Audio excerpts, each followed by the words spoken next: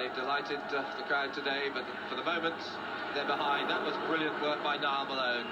He's had a great season behind Jez Harris and with Leicester, Ireland's captain fly half. And I'm sure a lot more to be seen of him. This is Richardson getting the feed from Tarbuck, and away go Leicester now. Reynolds kicks through.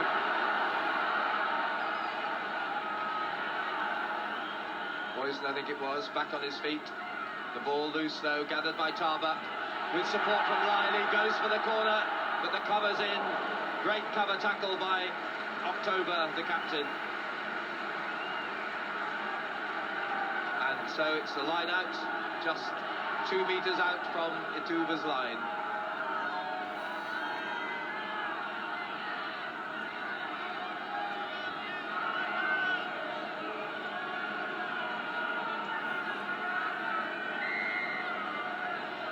One of the problems for the boys from Cape Town is that they've suffered a few injuries, and this looks like Willie Lowe. He's the man who went careering into the concrete moat around this ground, and once again it looks like his place will be taken by number 10, Solly Gedult.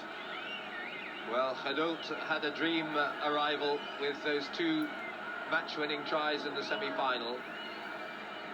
Referee Nick Cousins calls across Van October, and Gedult has already arrived. So keen is he to get on the field, so reluctant Willie Lowe. A cruel blow because he damaged his wrist as he fell beyond the confines of the pitch onto the concrete. And, well, perhaps Gedult will end his fairy tale today by turning around the final in their favour as well. It's Leicester leading then, 19 points to 12. The adventurous long throw. And Leicester did well there, they closed them down fast. The engagement was swift. Floated by Lively. Reynolds.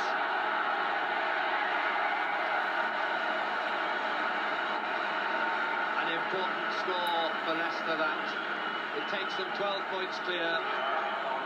And Reynolds, a newcomer to Leicester colours this season, with a try that might just take out the last efforts of resistance from what must be a tired Ithuba team by now.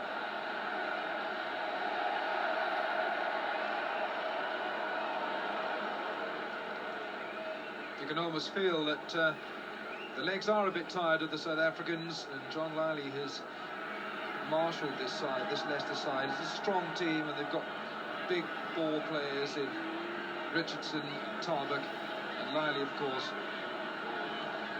Conversion attempt then. Drifts left of the post, and so it stays at a 12-point advantage for Leicester, trying to add the Middlesex 7's to their first Courage League title for 7 years. 3.5 minutes of this final period played. 10 minutes, remember, not 7. Ithuba could yet come back. 12 points can pass in the blinking of an eye in 7-a-side. But possession's the key, and this is where Leicester have been so effective. They've opted to play 3 big mobile men up front, and here they are unable to wrestle it clear and back in time.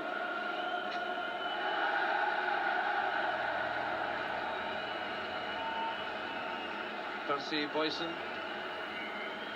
It's not steady. The push-me-pull-you tactics are very much in evidence. One prop pulls, the other pushes, and you whisk the opposition round in circles. That's, of course, now somewhat negated by the 90-degree rule. Pulling on, a penalty. Ithuba with a chance here then. Sometimes their running has been mesmeric.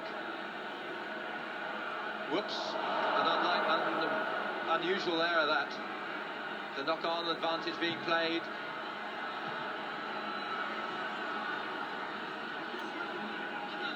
Chance of the counter-attack. Boyson. Good boy. Gedult. Not quite the fluency this time, and Leicester quick to take advantage through below, but that's a wild one. Inside there is October. Good possession. And now a sprint. Visser again. But Leicester just equal to it. I think that's the word, Nigel, that fluency is not quite with Ithuba now, because Leicester is so strong. Their ball retention skills are just too advanced. And look at the size of the big men, Richardson and Tarbert. Tarbert cleverly, Johnson, Richardson. Good distribution, Reynolds has another go. Oh, that's great support play. Johnson tries the handoff, gets inside to Richardson. And Richardson, the former Loughborough man, is going to rock home under the post to score what could be the crucial try. It's stretching away now the lead for Leicester. Nigel Richardson wreathed in smiles. This powerful flanker, and so much strength in depth, Leicester, which has been the hallmark of their success this season. This was beautifully contrived. Men are always spare here for Leicester, and no matter how many tackles the South Africans try to make, there's always that man extra. And this man, Richardson, has had a good tournament. Liley, of course.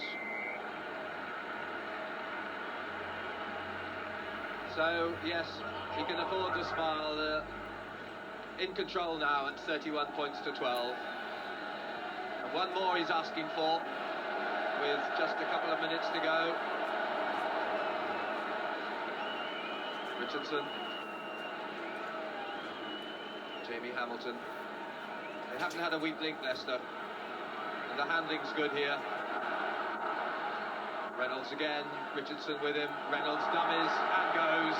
And that will round it off. Firing the great tackle. Oh, it is a superb tackle by Boyson. Covering back is January. Well, he knows he's got to try and keep it alive. There's only 2.5 minutes to go. And so Ithuba, to the delight of the crowd, run it. Marvin Boy, and break clear now. And here they go. Hinault gives it on to Visser. And Visser's going to win the race to the corner. Crowd love it. And that's brilliant resilience. I don't think it really matters what the score is or what the outcome is in this final.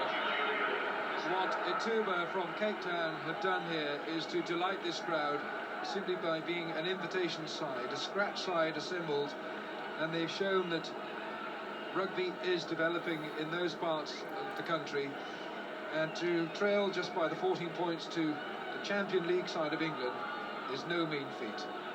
And it's really splendid that they are here, because they were invited to come a year ago, but Dr. Louis Late, president of the South African Rugby Union, declined their invitation because with the new regulations they needed to be invited a year in advance during the domestic playing season. The conversion, magnificent by October. 31-19, no disgrace in that, and it's not over yet. Just over a minute. Leicester not hurrying the restart. In fact, there's an injury to Solly Hinault, and they're looking for a replacement to bring on Rudy Lukes. Rudy Lukes, who's a wing three-quarter, will get his outing. I wonder whether this is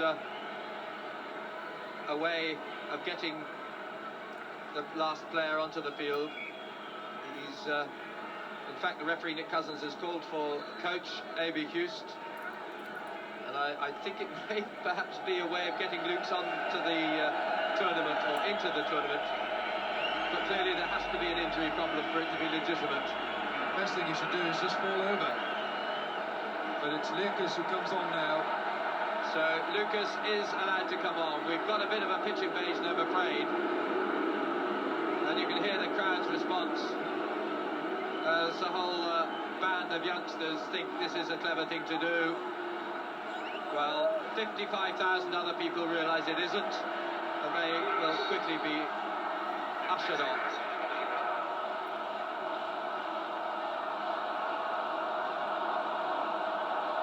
So the chant of off does the business. And we have about a minute to play with Leicester well positioned, 31-19.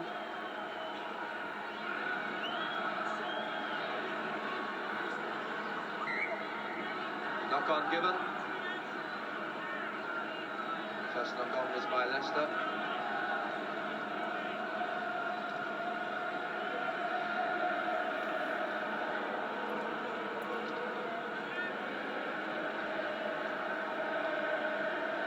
Poison. Dover. Lucas has to release. Doesn't release in time. Leicester have the penalty. It's a little bit like the boxer hanging on, knowing he's on the end of a bit of punishment. But here come Leicester again. With confident play, and the linking man is Johnson. Long feed from Tarbuck. Richardson did well under a lot of pressure. They've got a two-man overlap. They're not going to need it because Niall Malone skates home to round off an imperious performance by Leicester. No question about that. The joy of it all. It's must be a wonderful feeling knowing you can't lose and you're still scoring the points. You can relax and smile at the end of a hard day's work. And Niall Malone just turned on the gas and rounded it off. 36 points to 19. And John Lively may have the parting shot. The conversion goes over, the final whistle blows, and Leicester are champions of the Save and Prosper Middlesex 7's. This the 70th final, which started out in 1926 with the Harlequins beating St Mary's a long time ago in the days of Wakeful Wakefield. Now John Lively leads Leicester to the title for the very first time on their 7th visit here, and worthy Middlesex 7's champions they've become, following in the footsteps of Bath. And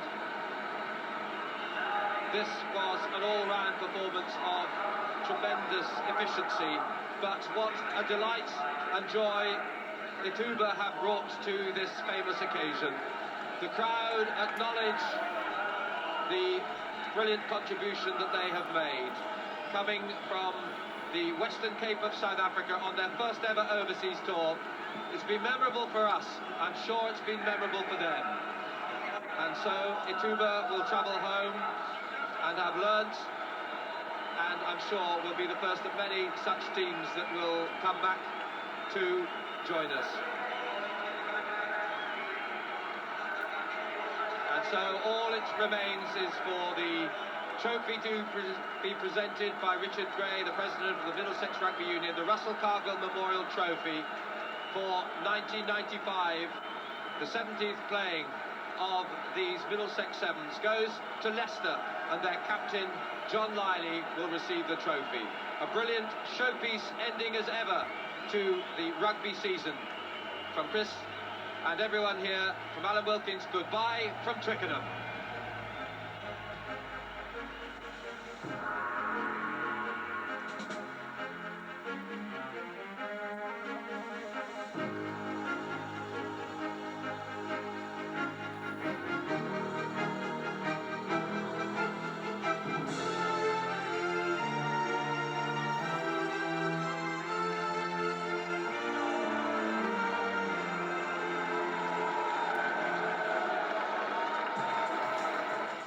Get the best view